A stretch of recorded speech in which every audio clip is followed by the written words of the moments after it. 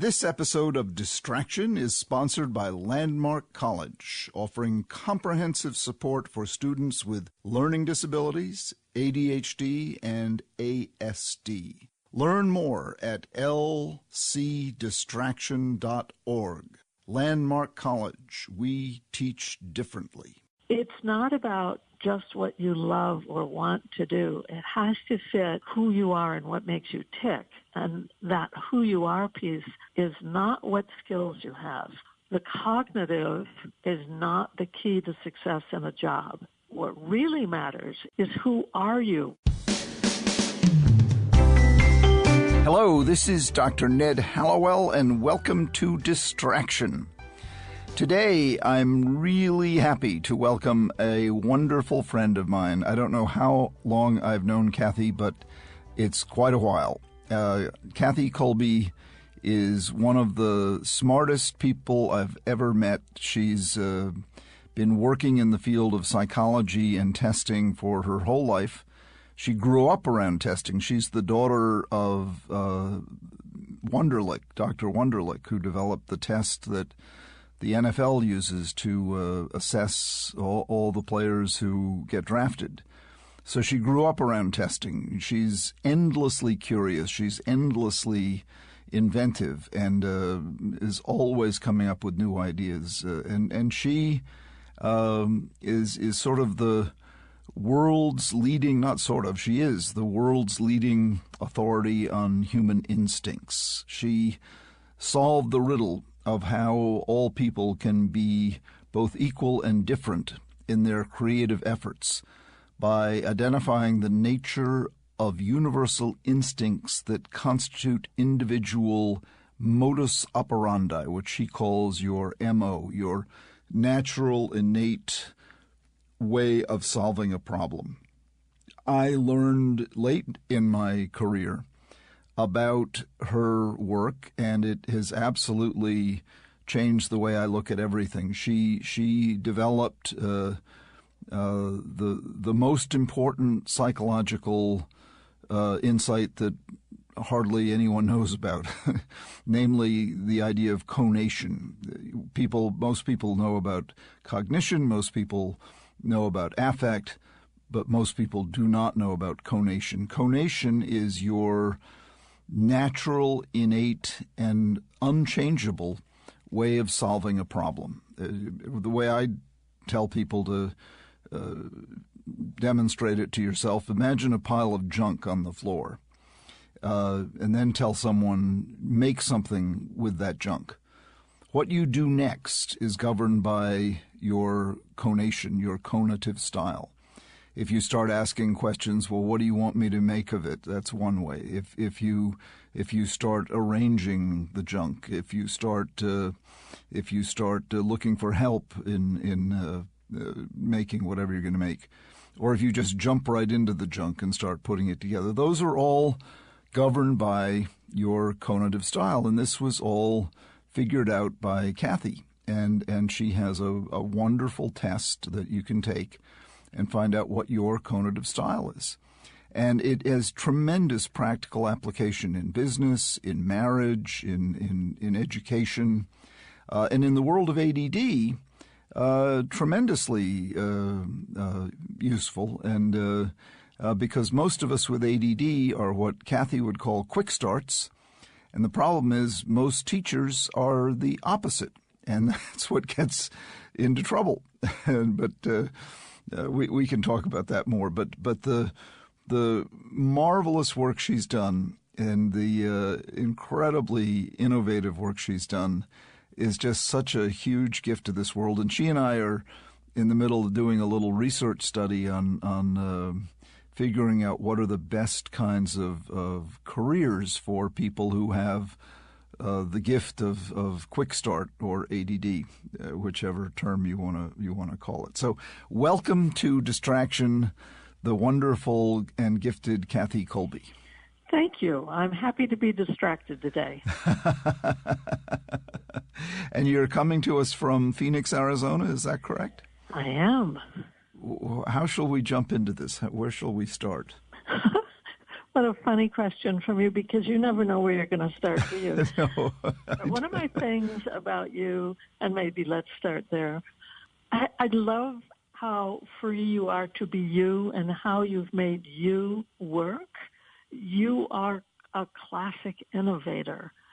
You drive people to discover things and uncover mysteries and just sidestep all of the ritual and routine and all those things that people hate about the school systems. You're wonderfully defiant and get away with it.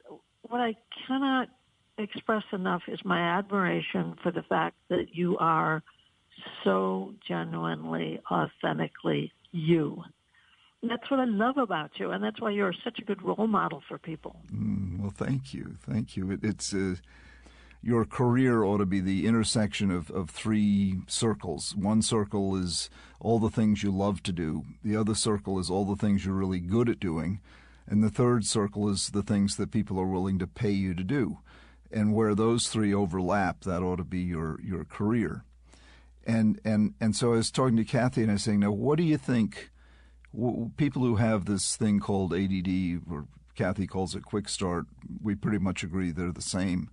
You know, what kinds of jobs, you know, do you think would be, you know, would satisfy those three circles overlapping? And do you have any early results from the op gig?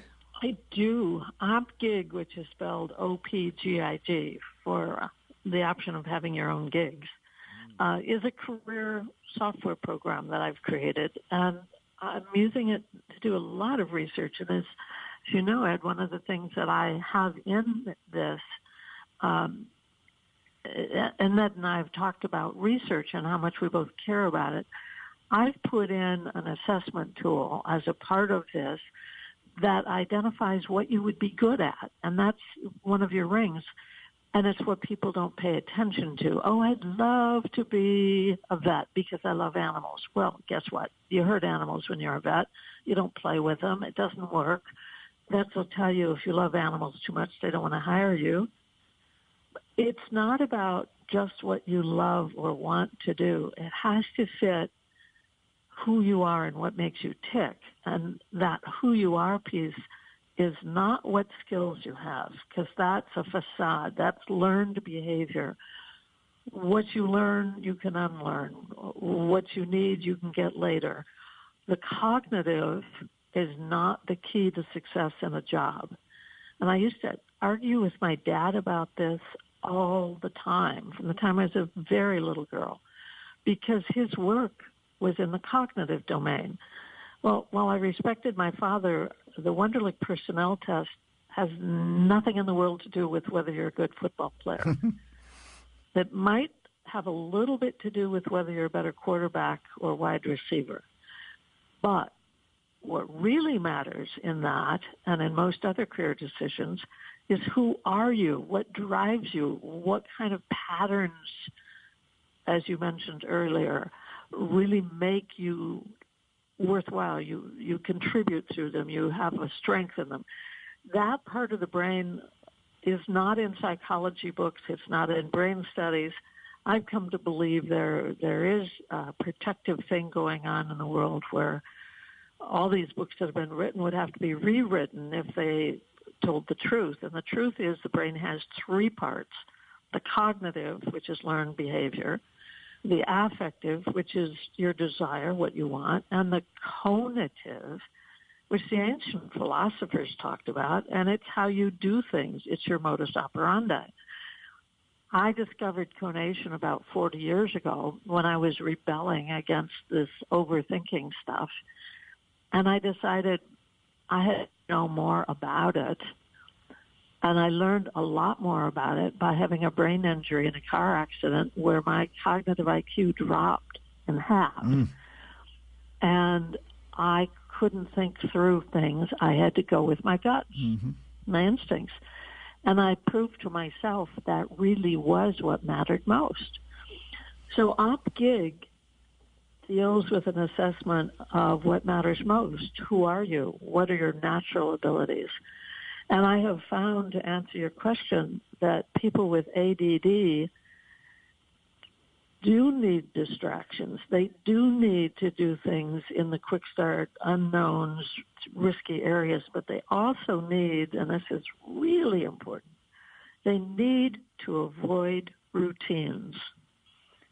They need to not be overstructured. They need to not work in bureaucracies. Yes. They need freedom to do trial and error decision-making. So there's this combination of needing to experiment, explore, and innovate, and a need to not have to work within a structured environment. So imagine when I say that, every kid who has that MO, those strengths, being told there's something wrong with them, that they have a learning disability. No, the environment in most schools disables them in terms of using their strengths. Don't do that in careers. That's my mission, is help people find careers where they will excel, where they'll thrive. And it's pretty wonderful to watch those matches working. And you've gathered this the OpGig test from how many people so far? Well, we have thousands and thousands of people who have taken it. What's fascinating is the amount of research and the hundreds of thousands of people who went into the research and jobs, because I founded Kolbe Corp about 42 years ago. Over all those years, we've been testing not only millions of individuals, but people who are managing jobs and in a position to hire people for jobs have been filling out Kolbe indexes, as we call them, on what they require. So the kind of conative effort necessary to succeed in the jobs that they're hiring for. So I have the only data that's ever been collected on the conative nature of jobs and careers. With that data, I can do the match between what professionals in the field have said a job requires and who you are and what's your natural way of doing it. So, for instance, if you're told, oh, you'd be great in sales, well, that's a stupid thing to say, because it really depends upon what are you selling and how do you get to sell it and what kind of sales role. Mm-hmm. So there's cold calling sales. That's more something that would fit for an ADHD person. And then there's the sitting on the phone and dialing for dollars, and the same, following a routine, a statement that you repeat. That's a nightmare for an ADHD person. So we've got to be more specific. So I've narrowed it down all the way down to more than 1,200 jobs or careers, because you can't be more general than that. You've got to be tying exactly to what kind of behaviors, conative behaviors, do you need to get this match. Okay, we're going to pause the conversation for a moment while I tell you a little bit about our wonderful sponsor, Landmark College in beautiful Putney, Vermont. I'm really glad to recommend Landmark College, our sponsor. The fact of the matter is, if you don't find Landmark and learn the skills and attitudes, really, that they inculcate there, you can spend an entire life doing what I call driving on square wheels. Ka-clunk, ka-clunk, ka-clunk, putting in tremendous effort and making some progress, to be sure, because people with these kind of problems tend to be incredibly determined. And the next thing you know, for every unit of effort you put in, boy, you go so many more miles. Imagine the difference in how you feel. A couple of years at Landmark, you're going from square wheels to round wheels, and you're getting the most mileage per unit of effort put in from the wonderful brain you have. Landmark College can do that for you and give you the tools so that you can really get the miles out of it that you ought to get. I recommend it wholeheartedly. For more information, go to lcdistraction.org. So let's say someone's listening now, and they have ADD, and they're saying, well, what kind of job is best for me? Can they go online and take one of your tests to get the answer to that? Go to Opgig, opgig.com. And they can just go there, and the test is available on that site. OPGIG, opgig.com. By the way, I am ADD, so I get it, that it's hard. Kathy and I are both very quick start ADD, whatever you want to call it. But It's my favorite thing about me. I love being ADD. I wouldn't give it up for anything. Me too. Oh, so Life true. Life is so interesting when you turn the wrong way. You just go somewhere new. So opgig.com, and the test is there. Yeah. And that'll give the person suggestions as to what careers or what kinds of jobs they're best suited for.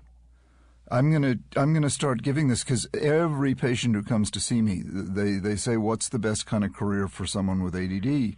I love it. And we're getting such good data to see what people think, and then we tell them the truth. Yeah. So I'll be able to, I give them my 3 circles, and I say, you can answer the question at home with your spouse or whatever. But the great thing about you is that you've been doing this your whole life, and you've given the Kolbe assessment to hundreds of thousands, right? Millions.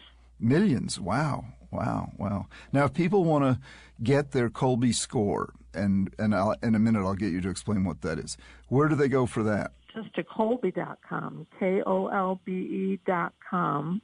So that's KOLBE.com. /AT. Kolbe /AT? Mm-hmm. It's around $50 or something like that. Yeah. I'll tell you, it is the most valuable $50 you'll ever spend. It is magical. When you get this score, it's 4 numbers. Why don't you explain to them what those 4 numbers mean? What I came to realize is, unlike an IQ score where there's a bell-shaped curve and some people are at the high end and some at the low, that with the Conative there was no right or wrong, good or bad. And so when I started to see the patterns of behavior that seemed to come from instinct, and I watched people of all ages. I ran a lab school, and I studied kids and teachers and parents, and I really went out into the world and looked at artists and actors and academicians, and what I found was there are 4 basic patterns to how all human beings behave and make decisions. And so my intrigue started with, how do people make decisions or solve problems? Well, the first thing that I found was people make decisions by gathering information, but they gather it very differently. Some people gather information in the tiniest minutia, the details, and they need the historical evidence, they need proof. And other people can just bottom line it and kind of glance over and say, okay, I'll buy that. So I called that fact finder action mode, because I came to realize these are the way we take action. And it's how we react and interact. So that fact finder mode comes in a scale, and we all land somewhere on the scale, and I decided to make it a 1 to 10 scale.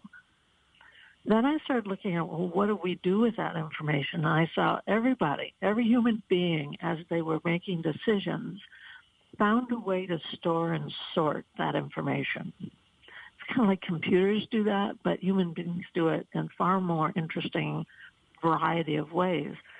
And I found that storing and sorting, which I called following through, was on a scale from doing it in a very orderly way to doing it in a random way. But what I saw was this random haptic type of behavior was as great a strength as the strength to do it in a very organized, sequential way. So there's no good or bad here, but there are significant differences. And then in the quick start, I found that was how people dealt with having to change their mind, having to deal with uncertainty.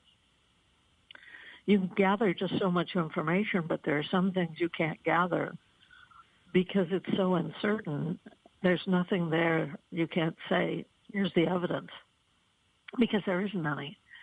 So how do you deal with these unknown, uncertain situations? And again, I put it on a scale of 1 to 10. And at the 10 level, they're motivated by the unknowns.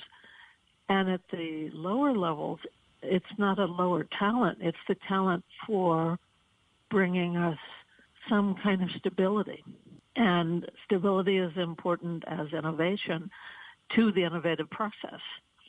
So we need every level of quick start when we put together a team. The implementer, as I call it, is the fourth of these action modes, and it deals with the tangible world around us. It deals with tools and implements, space, and anything tactile. So the people who have a lot of 8, 9, 10 and implementer are your natural athletes. They're the people who deal with the protective services. Our firemen, our policemen need it. They contribute it. We see it in people who provide transportation.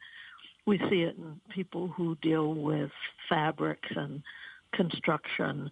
Very, very important to our world. And then the people who resist, I always laugh, they're the klutzes. They walk into walls, they trip over anything. But they also have an imagination that is incredible. So they can sit down and say, I'll know it when I see it. But they don't have to see it to believe it. And they create these amazing, fanciful, imaginative kinds of things in the world. So with all four of these, I found there was the notion that we all had to solve problems through some aspect of each of the action modes, but we do it differently, and through that difference comes our diversity. Right, and no one way is best. It's unique to each person, and the trouble arises when someone tries to impose one way as being the right way. A la the school system. Yeah, most school systems impose in grade school a follow-through. You put your name in the upper right-hand corner, fill out the form, don't skip a question, right. All that stupid stuff. It's not stupid if what you need is a follow-through system, and that's what you're teaching to. But I found 25% of the population initiates or has a 7 or more in each of these modes, and 25% actually needs to avoid doing these and prevents problems because of it. Well, when we get to junior high school, it starts to be read a book, write a report, remember the facts, take a test where it's all about pick one of the 4 answers that's most accurate. I can remember taking those tests and saying to my dad, I know what they want me to say is the right answer, but it's not my right answer. And he would say, oh, Kathy, please, please, please, just write what you know they want. That's so great. It's not my right answer.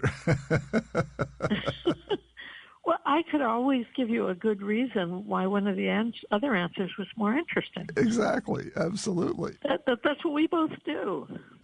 Your dad is saying, please, just give them what they want. Oh, Kathy, we have to wrap up here, but I want people to know Kolbe.com/AT to get your score, and I urge you to do that, because with that will come a full explanation, and it truly will change your life. You'll understand yourself in a way that you just haven't before, or your child, or your spouse, or your employees. If you're wondering, what kind of job you should look for, or if you're in a job wondering what kind of job you should be looking for, or transfer to opgig.com and take that test. These are really valuable tests. Kathy Kolbe is really the most. She's the best, and these you can take them to the bank. I mean, they are unbelievably valuable and vetted and reliable. So it's such a treat to have you on Distraction. You're just a genius, and you've done such valuable work. I can't thank you enough. Well, as I said, I love being distracted, especially by such a wonderful distractor. Thank you, Kathy. I'll see you soon. I'm looking forward to it. All right. Take care. Bye-bye. Well, this is Dr. Ned Hallowell.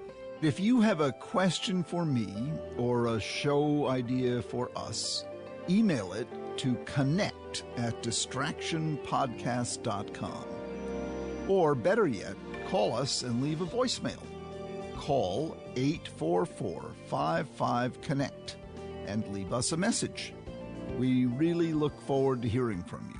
We need to hear from you. We look forward to hearing from you. We want to hear from you.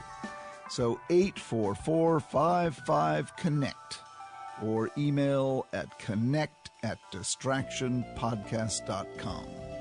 Distraction is produced by Collisions, the podcast division of CRN International. Collisions, podcasts for curious people.